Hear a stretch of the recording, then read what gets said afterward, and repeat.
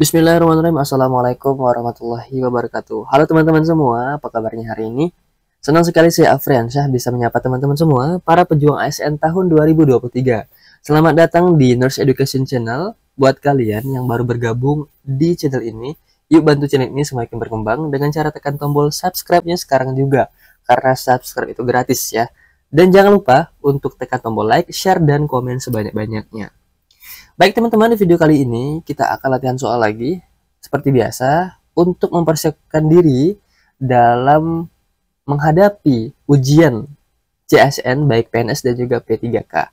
Nah, di video pertama ini kita akan latihan soal untuk kompetensi teknis tenaga perawat khususnya P3K di tahun 2023. Yuk kita langsung saja ke contoh soalnya.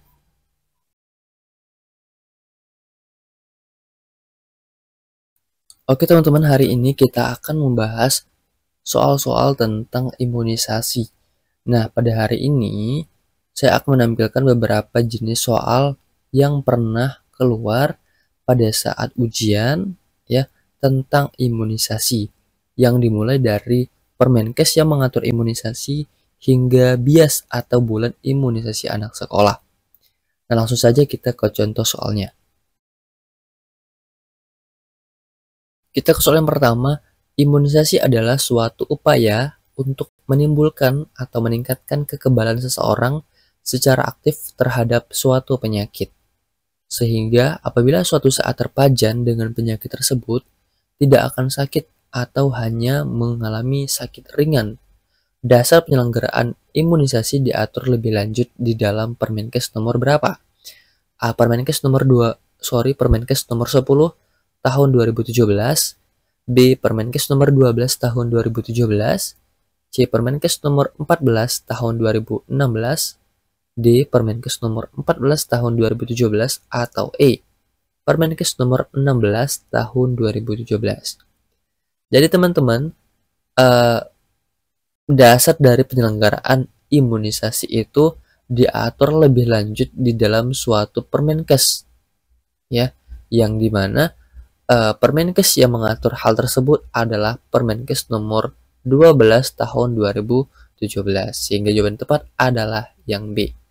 Jadi teman-teman, dasar penyelenggaraan imunisasi ini dapat kalian baca di Permenkes nomor 12 tahun 2017. Silahkan kalian download jika yang belum pernah membacanya atau belum ada filenya, silahkan kalian download di website tentang Permenkes nomor 12 tahun 2017. Di situ sangat lengkap sekali dijelaskan bagaimana penyelenggaraan imunisasi, dari tujuan imunisasi, jenis pemberian imunisasi, dan cara pemberian imunisasi juga tertera di situ semua. Ya, sekarang kita lanjut ke soal berikutnya. Baik teman-teman, kita ke soal nomor 2. Menurunkan angka kesakitan, kematian, dan kecacatan akibat penyakit yang dapat dicegah dengan imunisasi atau PD3I merupakan tujuan dari imunisasi yang mana? A. Tujuan jangka panjang imunisasi, B. Tujuan jangka pendek imunisasi, C. Tujuan jangka menengah imunisasi, D. Tujuan umum imunisasi, atau E. Tujuan khusus imunisasi. Oke teman-teman, di soal nomor 2 ini adalah berkaitan dengan tujuan dari pemberian imunisasi. Jadi teman-teman, terdapat dua tujuan dari pemberian imunisasi berdasarkan Permenkes nomor 12 tahun 2017. Nah, sekarang kita bahas itu ya. Jadi, yang pertama adalah tujuan umum. Yang dimana tujuan umum ini adalah menurunkan angka kesakitan, kecacatan, dan kematian akibat penyakit yang dapat dicegah dengan imunisasi atau PD3I. Sedangkan yang kedua, tujuan khusus. Yang pertama, tercapainya cakupan imunisasi dasar lengkap atau IDL pada bayi sesuai dengan target RPJMN. Yang kedua, tercapainya Universal Child Immunization atau UCI, ya, bayi yang mendapatkan IDL di suatu desa atau kelurahan. Yang ketiga, tercapainya target imunisasi lanjutan pada anak di bawah 2 tahun atau baduta, anak usia sekolah, serta WUS, wanita usia subur. Dan yang keempat, tercapainya reduksi, eliminasi, dan eradikasi penyakit yang dapat dicegah dengan imunisasi. Yang kelima, tercapainya perlindungan optimal kepada masyarakat yang akan bepergian ke daerah endemis penyakit tertentu. Dan yang terakhir, untuk tujuan khusus adalah terselenggaranya pemberian imunisasi yang aman serta pengelolaan limbah medis. Nah, balik pada kasus bahwa menurunkan angka kesakitan, kematian, dan kecacatan yang dapat dicegah dengan PD3I merupakan tujuan umum dari pemberian imunisasi. Sehingga opsi yang bisa kita pilih adalah yang D. Oke, sekarang kita lanjut ke soal berikutnya. Oke teman-teman, kita ke soal nomor 3. Seorang bayi perempuan baru lahir di dukun 3 hari yang lalu. Datang ke bidan dengan ibunya mengaku belum mendapatkan suntikan imunisasi apapun. Sebagai seorang bidan, imunisasi yang perlu diberikan pertama kali adalah A. Polio, B. Hepatitis B, C. BCG, D. DPT, atau E. Campak. Baik teman-teman, di soal nomor 3 ini adalah berkaitan dengan jenis pemberian imunisasi sesuai dengan usia anak-anak, ya, yang dimana pada soal dikatakan bahwa terdapat seorang bayi yang baru lahir di dukun 3 hari yang lalu. Nah, berdasarkan penuturan ibunya bahwa bayi ini belum mendapatkan suntikan imunisasi apapun. Nah, kira-kira jenis pemberian imunisasi yang dapat diberikan pada bayi usia 3 hari ini yang mana? Jadi, di Permenkes nomor 12 tahun 2017 terdapat tabel dari jenis pemberian imunisasi. Yuk sekarang kita lihat tabelnya. Nah, inilah tabel dari jenis pemberian imunisasi sesuai dengan usia berdasarkan Permenkes tentang imunisasi. Yang pertama adalah jenis imunisasi hepatitis B, yang dimana diberikan pada usia 0 hingga 24 jam pasca persalinan. Yang kedua adalah BCG dan polio 1 untuk usia 1 bulan, usia 2 bulan mendapatkan DPT, HBHIB 1 atau pentavalen 1, serta polio yang kedua. Dan untuk usia 3 bulan mendapatkan pentavalen kedua dan polio 3. Dan untuk usia 4 bulan mendapatkan pentavalen yang ketiga, polio 4 dan PV. Dan untuk usia 9 bulan mendapatkan campak. Nah, disoalkan bayi ini kan usia 3 hari ya. Nah, sedangkan di tabel ini tidak ada nih untuk usia 3 hari. Nah, kira-kira jenisnya apa? Jadi teman-teman, di Permenkes nomor 12 tahun 2017 terdapat catatan penting, ya, catatan khusus untuk pemberian hepatitis B. Yuk sekarang kita lihat catatannya. Jadi inilah catatan dari Permenkes nomor 12 tahun 2017 yang menyatakan di poin pertama bahwa pemberian hepatitis B paling optimal diberikan pada usia kurang dari 24 jam pasca persalinan, yang dimana dengan didahului suntikan vitamin K1 2 hingga 3 jam sebelumnya. Dan khusus daerah dengan akses sulit, pemberian hepatitis B masih diperkenankan hingga kurang dari 7 hari. Jadi, maksimal dari pemberian hepatitis B adalah 7 hari. Namun optimalnya itu kurang dari 24 jam pasca persalinan. Sehingga bidan ini jenis imunisasi yang dapat diberikan pertama kali adalah hepatitis B. Option yang B ya. Oke teman-teman, sekarang kita lanjut ke soal berikutnya. Oke teman-teman, sebelum kita lanjut ke soal berikutnya, sedikit ada informasi buat kalian yang sedang mencari platform belajar online untuk persiapan tes P3K. Nah, di sini aku perkenalkan, ini ada Sobat P3K, yang dimana ini merupakan salah satu tempat platform belajar yang saat ini kalian butuhkan untuk menghadapi tes P3K, khususnya untuk tenaga perawat. Apa-apa saja keunggulan dari Sobat P3K? Yang pertama, Sobat P3K bisa diakses selama 1 tahun. Yang kedua, terdapat pembahasan dan kunci jawaban yang lengkap. Yang ketiga, terdapat latihan sistem CAT dan real time. Yang keempat, terdapat statistik nilai dan skor, sehingga kalian bisa mengetahui tingkat kemampuan kalian sejauh mana. Yang kelima, Sobat P3K ini cukup mudah untuk diakses, yaitu bisa menggunakan komputer, laptop, dan juga smartphone. Harganya cukup murah teman-teman, hanya 99.000. Total biaya admin 4.000 sehingga menjadi 103.000. Terdapat 5 paket latihan P3K meliputi kompetensi teknis, manajerial, sosio-kultural, dan wawancara, yang dimana masing-masing per tryout-nya terdapat 105 soal. Caranya cukup mudah teman-teman, kalian cukup mengklik link yang ada di kolom deskripsi video ini, lalu nanti akan diarahkan seperti di gambar nomor 1. Kalian akan disuruh membuat akun menggunakan email. Nah, yang kedua, setelah kalian membuat akun, kalian disuruh login menggunakan email yang telah digunakan tadi dan juga password. Nah, lanjut ke langkah yang ketiga, akan muncul dashboard seperti yang di nomor 3. Nanti kalian tinggal klik beli tryout P3K. Nah, nanti kalian tunggu approve dari adminnya. Cukup mudah, yuk beli sekarang di Sobat P3K. Oke teman-teman, kita ke soal nomor 4. Seorang ibu datang ke posyandu ingin mengimunisasi anaknya yang saat ini berusia 9 bulan. Berat badan bayi sekarang 8 kg dan kondisi sehat. Jenis imunisasi yang dapat diberikan adalah ADPT, BBCG, CDT, D polio atau E campak. Oke teman-teman, di soal dikatakan bahwa usia anak ini adalah 9 bulan dengan berat badan 8 kg dan dalam kondisi sehat. Kira-kira jenis imunisasi yang dapat diberikan pada anak usia 9 bulan ini apa? Oke teman-teman, sekarang kita lihat kembali tabel dari pemberian imunisasi. Nah, untuk usia 9 bulan dapat diberikan imunisasi campak. Sehingga jawaban tepat adalah yang E ya, yaitu campak. Untuk DPT itu dimulai dari usia 2 bulan hingga 4 bulan.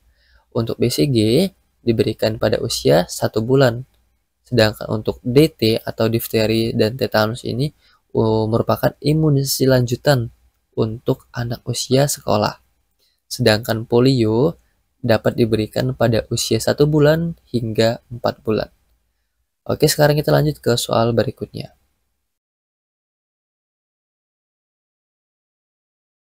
Oke teman-teman, kita ke soal nomor 5. Seorang bayi usia 2 bulan datang ke posyandu akan diberikan imunisasi. Ibu mengatakan bahwa sebelumnya bayinya telah mendapatkan imunisasi sesuai dengan program. Jenis imunisasi yang dapat diberikan pada bayi saat ini adalah A BCG, B combo 1 polio 2, C combo 1 polio 1, D combo 2 polio 3, E combo 3 dan polio 4.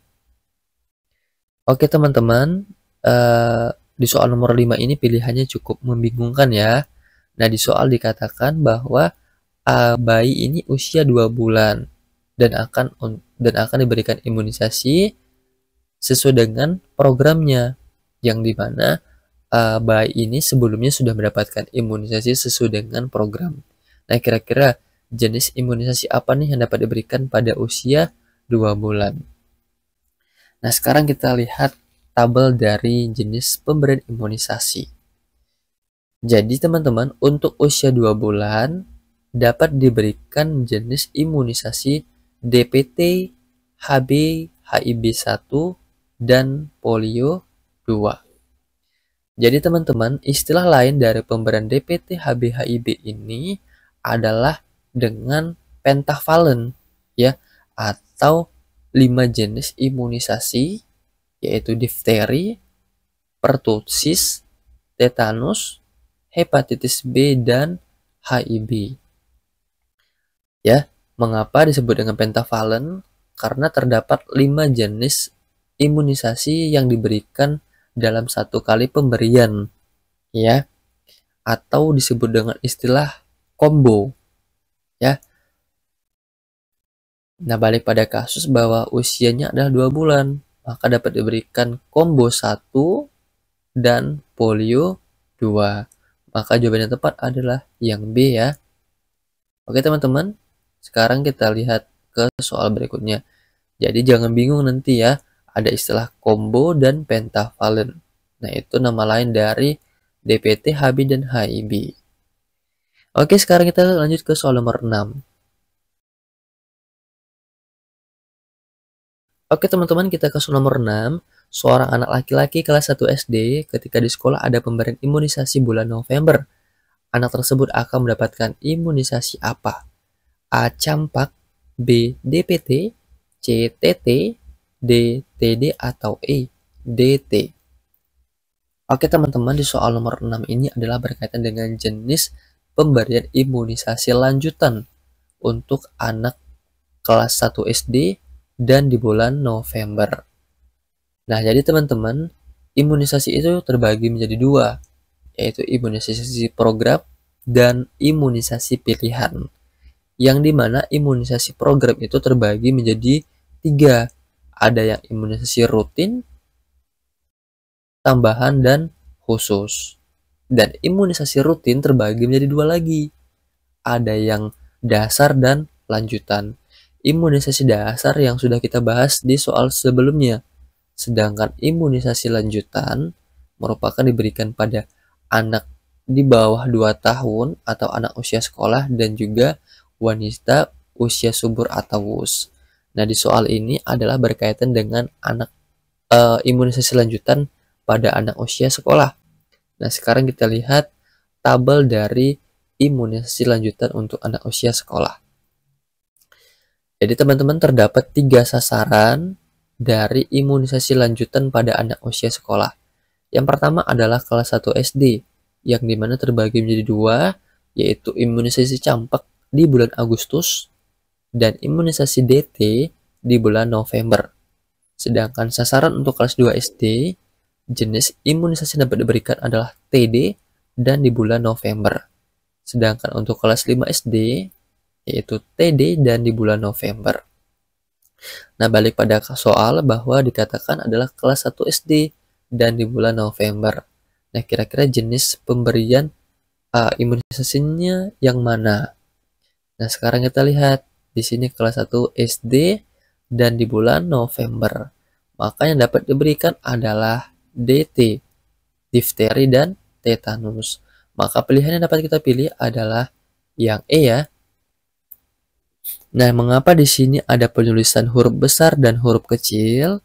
Nah, berdasarkan Permenkes nomor 12 tahun 2017 dikatakan bahwa untuk penulisan yang besar ini DT ya, huruf D dan huruf T yang besar ini mengindikasikan kandungan dari imunisasinya, yang dimana kandungannya ini sama besarnya ya, difteri dan tetanus. Sedangkan yang kedua ini T besar dan D kecil, ini artinya kandungan imunisasi tetanus itu lebih tinggi dibanding dengan difteri. Oke, bisa ya? Sekarang kita lanjut ke soal berikutnya.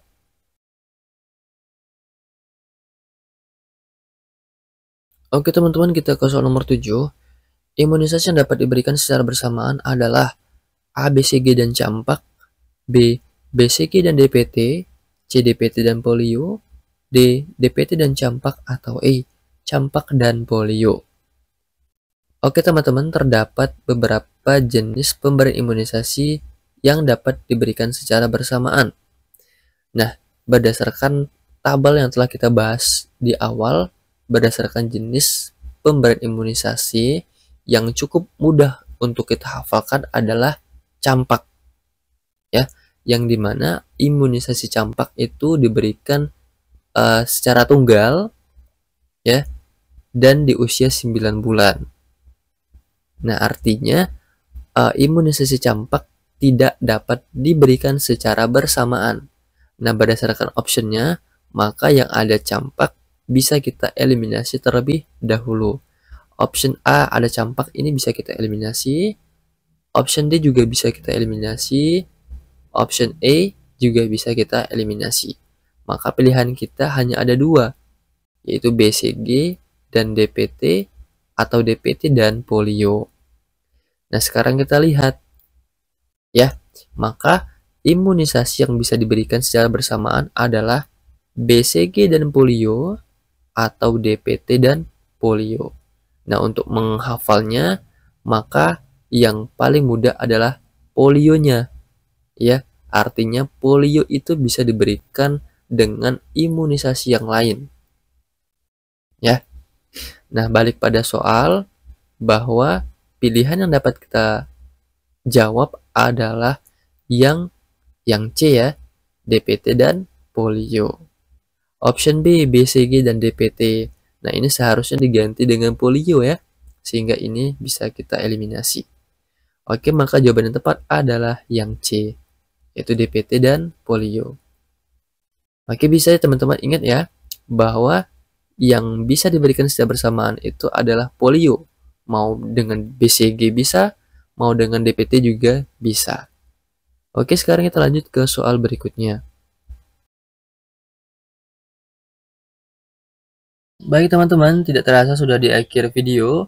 Terima kasih buat kalian yang telah menonton video ini sampai selesai. Semoga adanya video ini bisa membantu teman-teman semua untuk mempersiapkan diri untuk tes P3K dan juga PNS. Semoga kalian bisa lulus dengan nilai yang memuaskan dan dengan pilihan penempatan masing-masing. Terima kasih. Assalamualaikum warahmatullahi wabarakatuh.